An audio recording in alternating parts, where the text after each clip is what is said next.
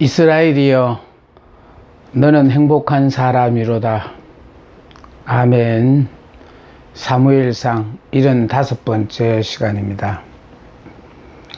사울이 자신이 다윗을 죽이려고 애를 쓰고 또 자녀들을 통하여 다윗을 죽이려고 애를 썼고 또 사울이 백성들을 이용하여 다윗을 죽이려고 애를 썼습니다.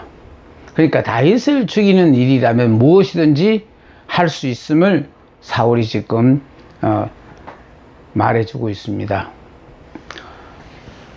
자기 신상의 위험을 느낀 다윗은 왕궁을 빠져나와 사무엘 선지자가 있는 라마나이옷으로 가서 거하였습니다.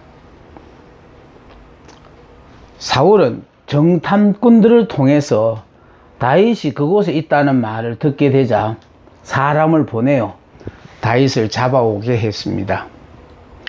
3번에 걸쳐 사자를 보냈으나 그들에게서 아무 소식이 없자 이번에는 사울 자신이 그곳으로 직접 찾아갔습니다.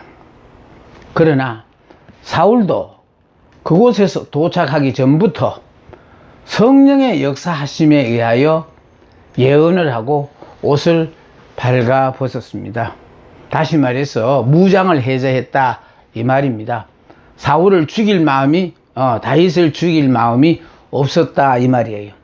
그러니까 내가 주인으로 살 때는 다윗을 죽이지 못해서 혈안이 되었지만은 사울도 성령에 사로잡혀서 완전히 새로운 사람이 되어지자 다윗에 대한 악감이라는 건 전혀 없는 사람으로 이렇게 무장 해제하게 되어졌다라는 것입니다.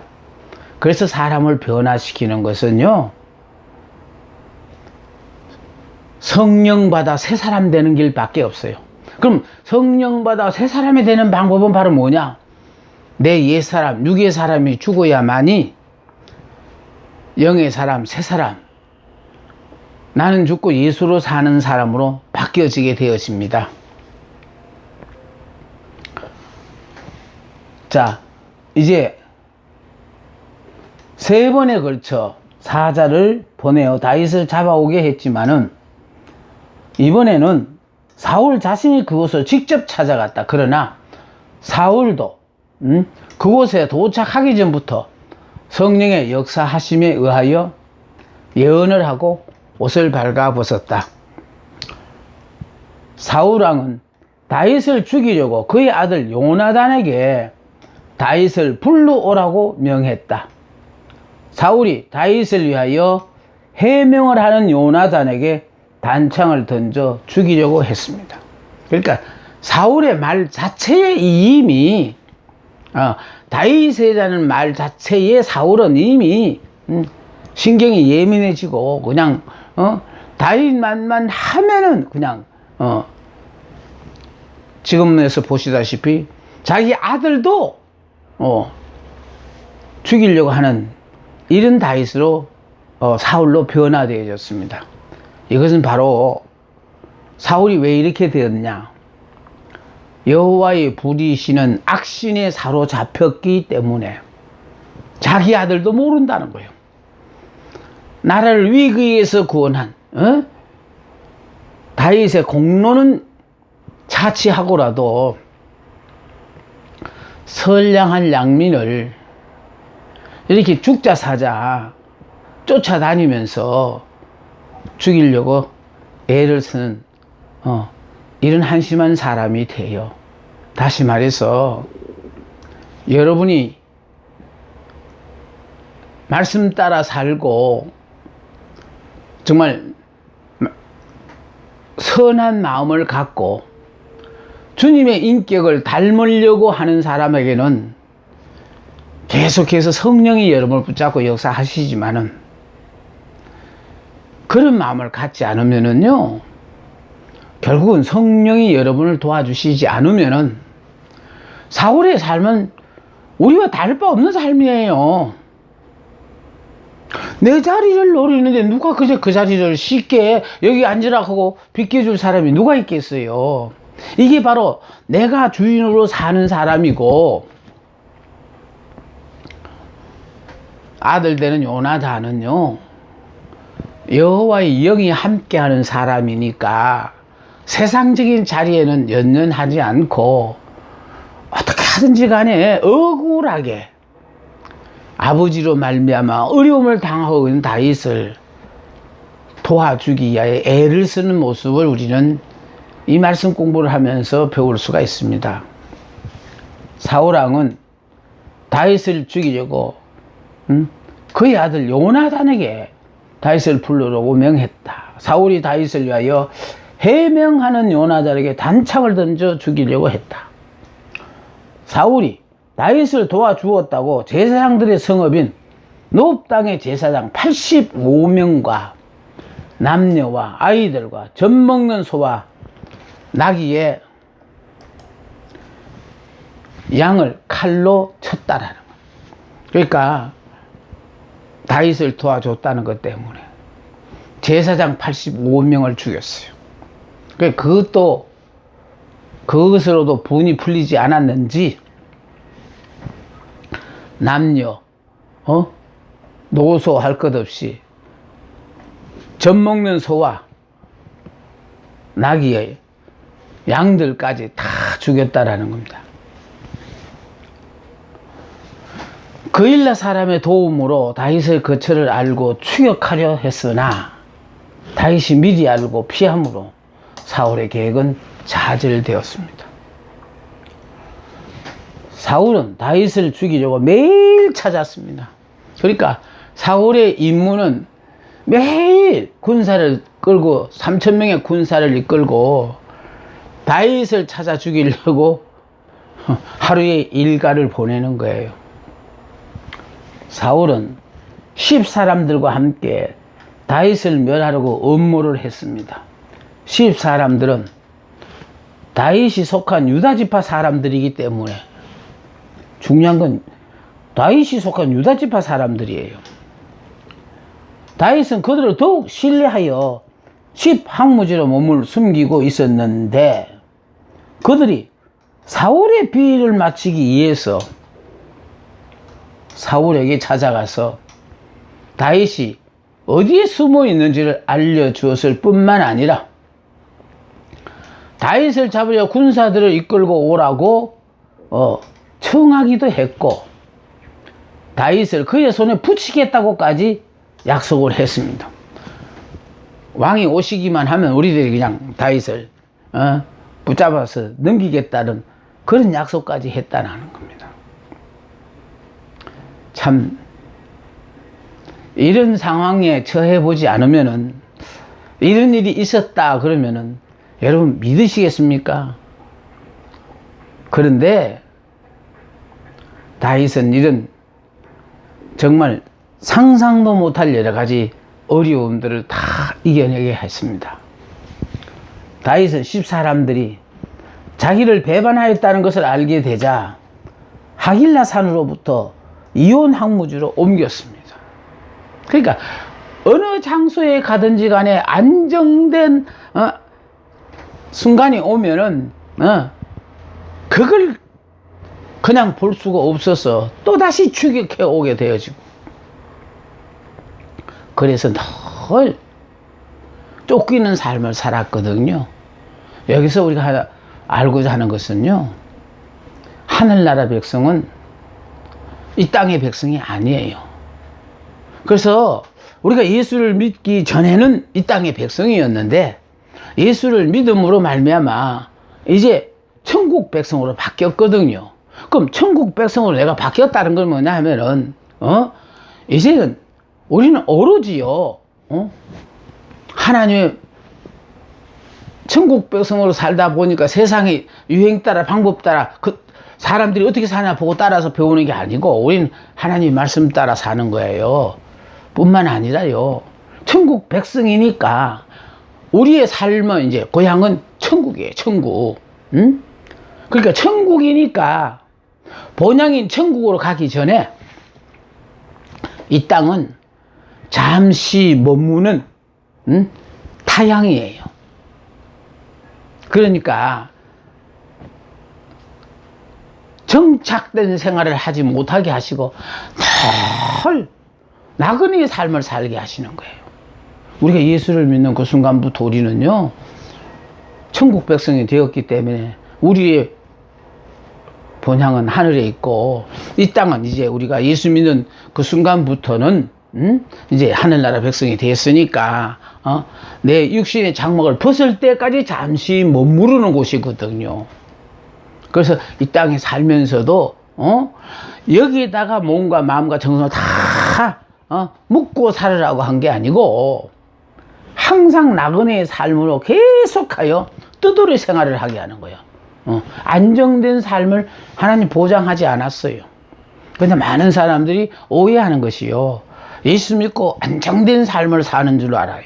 눈에 보이는 확실한 보장을 받아서 이야 저렇게 살기를 원한다. 아닙니다. 천국 백성은요, 언제든지 하나님이 오라면은 미련도 없이 떠날 수 있는 그런 우리들이 되게 하기 위해서요. 그래서 믿음의 조상 아브라함도 보면요, 고향 친척 아버지 집을 떠나게 한 것도요, 하나님을 믿는 그 순간부터 오로지 하나님만 바라보고 하나님만 의지하고 살라는 거예요. 땅에 되어지는 여러 가지 여건과 환경을 보고 사는 거 아니라는 거예요. 남들 어떻게 사느냐 보고 따라서 그렇게 사는 거 아니라는 거예요. 예수님만 나그네를 산 게 아니에요. 물론 지금 우리가 배우고 있는 다윗도 나그네의 삶을 살았어요. 우리가 지금 가장 존경하시는 주님도 이 땅에 오셔가지고 나그네의 삶을 우리에게 보여주었다라니까요. 그러니까 우리에게 중요한 것은요, 내가 안정되게 정착된 삶을 통하여 편안하게 사는 거 아니라는 거. 이스라엘 백성들도 애굽에 종살이 하다가 하나님을 믿어 하나님의 자녀가 되어짐으로 말미암아요, 가나안 땅에 들어가서 약속한 가나안 땅에 들어가서 정착 생활을 하면서부터 타락해 버렸어요. 그래서요, 나그네 생활할 때는 오로지 하나님만 의지할 수밖에 없는 처지니까 하나님만을 믿었어요. 그런데 정착된 안정된 삶을 사는 순간부터 지금까지 나와 함께 하시며 지켜주시고 보호하시고 인도하셨던 그 하나님을 버리고 주변에 있는 다른 사람들이 뭘 믿나 그걸 보고 그런 사람들의 영향을 받아서 각종 우상들을 섬김으로 말미암아 이제 그들에게 고생이, 불행이라는 것이 시작되어져요.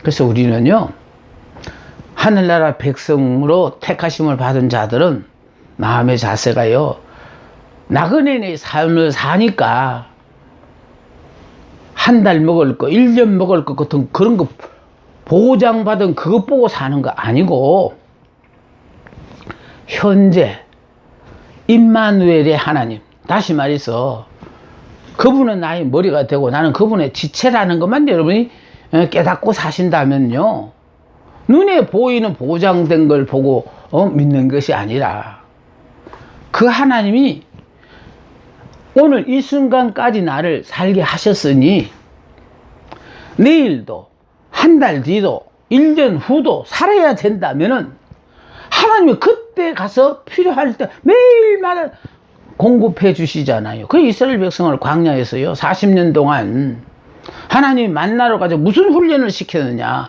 그날로 자족하고 사는 법을 가르쳐 주셨다니까요. 그래서 우리는요, 눈에 보이는 보장된 것 보고 사는 거 아니에요.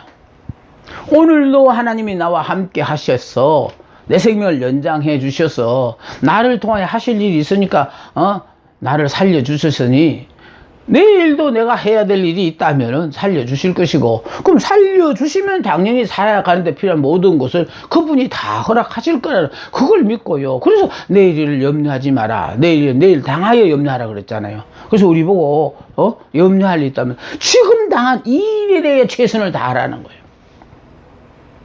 그래서 다윗은요, 사울에게 계속 이 쫓기는 삶을 삶으로 말미암아 오로지 하나님만을 바라보고 사는 그런 훈련을 시키셨어요. 사울은 다윗을 매우 가까이까지 추격할 수 있었으며, 그들은 산을 하나 사이에 두고 다윗과 그의 사람들은 산 이편에, 그리고 사울과 그의 사람들은 산 저편에 진을 치고 있었어요. 참 중요한 것은요, 다윗은 산으로 말미암아 가리움을 받았지만 반대로 사울은 이 산으로 말미암아 혼미하게 되었다라는. 그래서요, 이스라엘 백성이 애굽에서 나올 때에 하나님께서는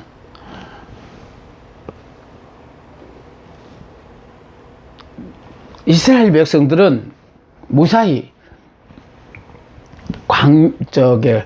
그 홍해를 건너가게 광명으로 비춰주셔서 환하게 비춰주심으로 무사히 건너가게 하셨고, 그들을 추격하여 온 애굽의 군사들은 이스라엘 백성들이 미치지 못하도록 광명으로, 흑암으로 가리셨다라는 거. 그러니까 이스라엘 백성들에게는 광명으로 그들이 가는 길을 밝혀 보여주셔서 가게 하셨고, 이제 더 이상 애굽의 군사들은, 다시 말해 불행자들은 행복자의 뒤를 쫓아오지 못하게끔 하나님이 흑암으로 가리셔서, 그래서 그들은 따라오지 못하고 더듬거리고 있다가 결국 이스라엘 백성 무사히 건너가고 난 뒤에 홍해 바다를 합쳐지게 함으로 말미암아 수장을 시켰던 것이 바로 무엇이냐.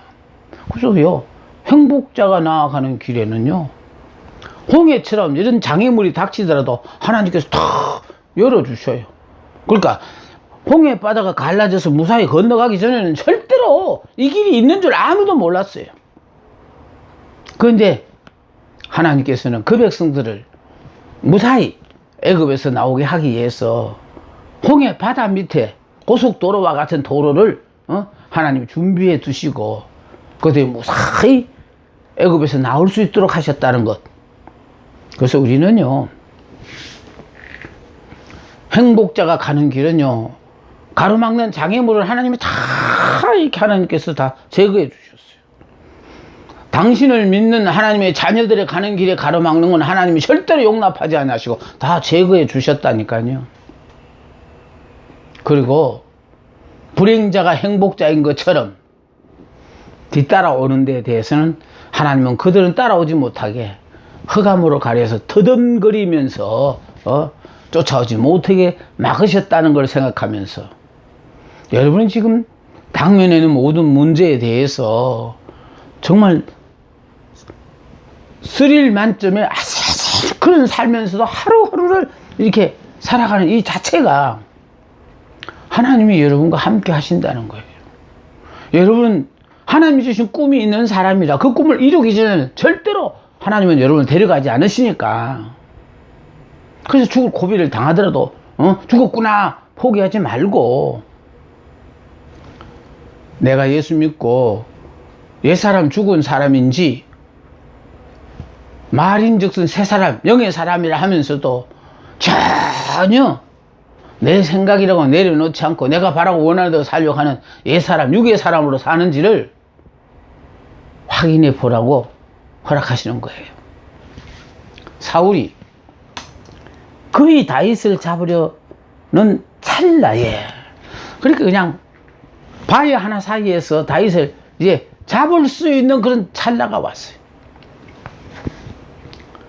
아마 다윗도 그 순간은 이제 나는 잡혔구나, 그러므로 말미암아 죽겠구나 생각을 했겠죠. 그러나 이때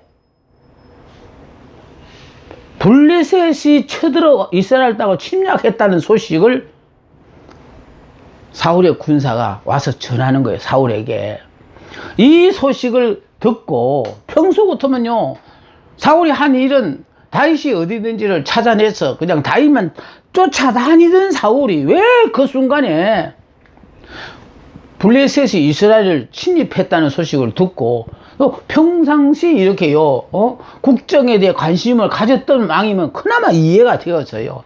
전혀 사울에게는 어울리지 않는, 그러니까 블레셋 군사를 먼저 치고 돌아와서 다윗을 잡자 하면서 잡으려 하는 그 순간에 사울의 그 마음을 이렇게 움직여 버리셨다라는 거. 제가 지금 여러분들과 이 강의를 하면서 이 사무엘 상과 사무엘 하에 성경 전체 비중을 두고 있거든요. 단순히 어떤 사건만 배우는 게 아니고요. 이 속에는 우리 인생사의 모든 문제, 정말 크게 도움이 된다고 생각하기 때문에 그렇게 비중이 있게 다루는 거예요. 심리 상태도 우리가 깨달을 수 있고, 내가 이 세상에 존재하는 이유도 깨달을 수 있을 뿐만 아니라 하나님이 사랑하신 자를 하나님이 어떻게 연단하시는가도 볼 수 있고요. 이렇게요, 오로지 밥만 먹으면은 다윗을 죽이려고 쫓아다니던 사울이 다윗을 잡을 수 있는 유일한 기회가 왔음에도 불구하고 포기하고 블레셋의 군사가 이스라엘 침략했다는 소식을 듣고 다윗을 쫓는 계획을 취소함으로 다윗 체포는 무산되고 말았다는 거. 이렇게 함으로 말미암아 그 순간에 그 사울의 마음을 탁 하나님이 움직여 주심으로 말미암아 왜 갑자기 다윗을 잡는 일보다도 블레셋 군사가 이스라엘 쳐들어온 게 그게 더 우선하고 생각하게 되었죠. 아이, 평상시 나라를 그렇게 걱정하는 사울이었다면 그냥 이해가 되지요. 전혀 왕의 자리에서 하는 일이라고는 고작 밥 먹고 다윗만 쫓던 그 사울이 이렇게 마음이 변해서 다윗 체포를 뒤로 미루고 말았다는 거예요. 다윗을 죽이려고 3,000명의 군사를 동원하여 쫓아갔으나 오히려 다윗의 손에 잡혔고 목숨만 구했어요. 보세요. 3,000명의 군사를 이끌고 가면 다윗을 분명히 잡을 수 있으리라고 생각 쫓아갔는데 상황이 바뀌어가지고 3,000명의 군사를 이끌고 갔던 사울이 다윗의 손에 죽을 지경을 2번이나 당하게 돼요. 오히려 다윗의 손에 잡혔고 목숨만을 구했다는 거. 택한 군사로 다시 한번 다윗을 쫓아갔으나 2번째 다윗의 손에 잡혔고 목숨만을 구했어요. 그러니까 이렇게 위기의 순간에서 오히려 다윗을 죽일 수 있는 기회를 하나님이 2번씩이나 다윗에게 허락함으로 말미암아 다윗의 그 마음의 중심을 보셨다라는 거예요.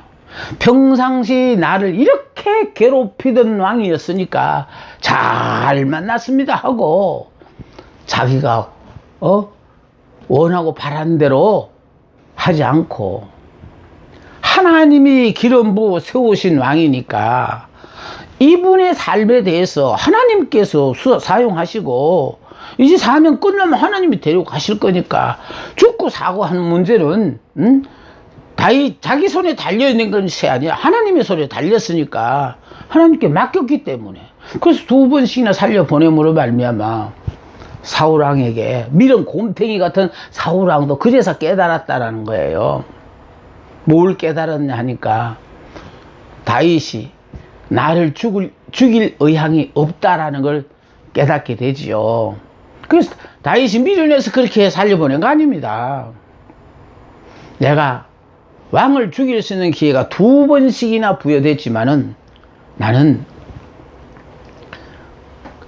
죽이지 않고 그 증거만 왕 앞에 보여드림으로 말미암아 나는 전혀 소문에 의하면 다윗이 왕을 죽이려고 하는 그런 소문이 있지만은 나는 그런 생각이 전혀 없습니다라는 것을 이제 사울왕에게 알게 하는 겁니다. 이러니까 사울이요 마음의 감동을 받잖아요. 사울아, 다윗아, 내 아들 다윗아, 네가 큰 일을 행하였고 반드시 이루리라. 이 말은 네가 나 뒤를 이어서 이스라엘 왕이 될 것을 사울도 이제 인정을 하게 되죠. 그러니까 우리 이렇게 좁아 터진 그릇을 큰 그릇으로 만들기 위해서는요 계속 그릇을 깨트려. 그래서 큰 그릇을 만들어 누구든지 다 포용하고 담을 수 있는 그런 그릇 되게 하기 위해서 다른 사람들보다 시즌의 기간이 길 수 있어요.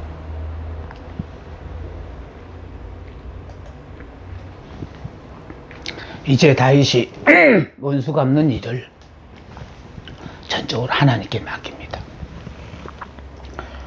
블레셋의 위협을 물리치기 위해 잠시 지체한 사울은 다시 사울을 추격하기 시작했어요. 사울이 더욱 분발하여 다윗과 그의 추종자들이 머물고 있는 동굴 입구에 부지불식간에 다다랐을 때 그의 성공은 눈에 보인 듯 했으나 그때 기적적으로 전세는 다시 역전되어 다윗이 사울왕의 생사를 손에 거머쥐게 되었다. 그러나 복수의 기회가 눈앞에 있었을지라도 다윗은 하나님의 기름 부음을 받은 사울의 생명을 취하지 않았다. 그리고 26장에서 볼 수 있듯이 이번에도 다윗은 단칼의 고통의 근원을 제거할 수 있었으나 성급하게 사울의 생명을 취함으로써 주제넘게 하나님의 일을 대신하려는 유혹을 또다시 뿌리쳤다. 이 말처럼요, 우리에게 정말 이렇기 때문에 늘 성령에 충만해서 살아야 되는 거예요. 그러니까 성령에 충만한 사람은 그냥 온전히 철저하게 말씀에 순종하는 사람이 되거든요. 그래서 내가 하고 싶은 대로 하는 거 아니에요. 성령이 완전히 내 삶을 주관하시기 때문에 막상 그 일을 하는 당사자, 나도 왜 이 일을 하는지 나도 몰라. 왜? 지체된 내가 머리 대신 그리스도께서 하시는 그 일에 대해서 어떻게 알 수 없습니다. 그냥 무조건 주신 말씀에 순종, 주신 여러 가지 환경에 순종, 그렇게 살다가 보면은 결국은 하나님은 나를 통하여 이런 일을 이루시려고 하셨구나 하는 것을 우리는 하나하나 깨닫게 되어집니다. 하나님이 우리를 부르셨을 때는요, 당신의 아름다운 계획이 있어요. 그래서 조급하게 당장 무언가를 내 눈앞에 필요한 그것들로 만족을 이루고 하나님을 떠나는 어리석은 자들 되지 마시고, 그 문제로 말미암아 정말 하나님을 만났기 때문에 이렇게 나에게 축복하시는 이 하나님을 이제는 영원히 잊어버리지 않도록 말씀에 굳건히 쓰고 성령의 도우심을 받기 위해서는 내가 죽는 것만큼 성령의 역사하심이 강하게 드러나요. 그러니까 100% 죽은 사람은요, 100% 성령이 역사하셔요. 그래서 우리는요, 이해하고 순종 아니에요. 하나님의 말씀이니까 무조건 믿고 순종하기만 하면 하나님은 나를 통하여 완전히 새로운 역사의 장을 펼치게 하셔요. 다윗이 엔게디 굴 속에서 사울을 살려줍니다. 사울이 다시 다윗을 추적하기 시작했어요. 사울은 엔게디 굴 옆으로 지나가다가 발을 가려우기 위하여 혼자 그 속으로 들어갔어요. 아마 용변을 보러 들어갔던 것 같아요. 자, 굴 속에 있던 다윗의 사람들이 사울을 죽일 좋은 기회가 되었다고 채척했으나 다윗은 사울의 겉옷자락만 베었다. 그리고 그의 부하들에게도 사울을 해하지 못하도록 설득했습니다. 그러니까 부하들이 이보다 더 좋은 기회가 어디 있느냐고, 아예 제 발로 죽으려고 들어왔으니까 죽이고 더 이상 쫓겨다니는 이렇게 힘들고 어려운 삶을 살지 맙시다고 부하들이 그런 얘기를 이 얘기했지만은요, 다윗은 그 말에 그런 유혹에 넘어가지 않고 하나님이 기름 부으신 하나님의 종은 하나님께 맡기고 나는 주어진 그 상황에 그저 순종할 뿐이다 라는 그런 삶의 자세로 다윗이 살았어요. 다윗은 사울을 위하여 사울을 뒤따라 굴에서 나왔어요. 사울이 나오자 다윗도 따라 나왔어요. 그래서 여기 보면 재미로운 거는 24장, 25장, 26장에 보면은 자 24장에는요 다윗이 사울의 목숨을 살려줍니다. 조금 전처럼요 죽일 수 있는 기회가 왔는데 살려줘요. 자 이 엔게디 동굴에서요. 그런가 하면 이제 이것이 끝나면 25장이 오는데 25장에 가면은 아비가일의 나발의 생명을 살려주는 거예요. 이 말은 무슨 말인가 하면은 지혜로운 여인 아비가일이 좀 미련한 남편 나발이 하마터면 죽을 그런 상황에 처했는데 지혜를 발동해서 결과적으로 남편을 구했다 이런 뜻입니다. 그래서 25장에는 아비가일이라는 여인을 다루고 있어요. 그런가 하면 26장에서 다윗이 다시 사울을 살려줘요. 26장에 진중에서 또 한 번 다윗이 사울을 죽일 수 있는 기회가 왔어요. 그러니까 이거는요 여기 지금 24장에서는 우연히 온 기회예요. 그러니까 여러분 원수를 만나되 우연히 만나게 되어 미쳐 내가 어떻게 해야 되겠다 하는 거를 생각하지 못한 사람들이 많아서 기회를 잃어버릴 경우가 많아요.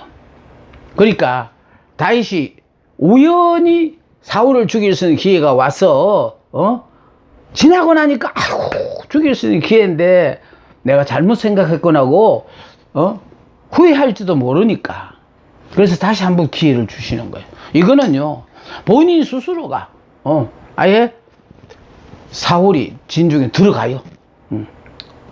그래서 다시 한번 죽일 수 있는 기회가 왔음에도 불구하고 하나님께서 보신 것은요 사울 왕을 죽이고 싶으니 그럼 죽여. 하나님 그런 상황을 본 거예요. 근데 다윗은요 그때도 사울을 죽이지 않았습니다.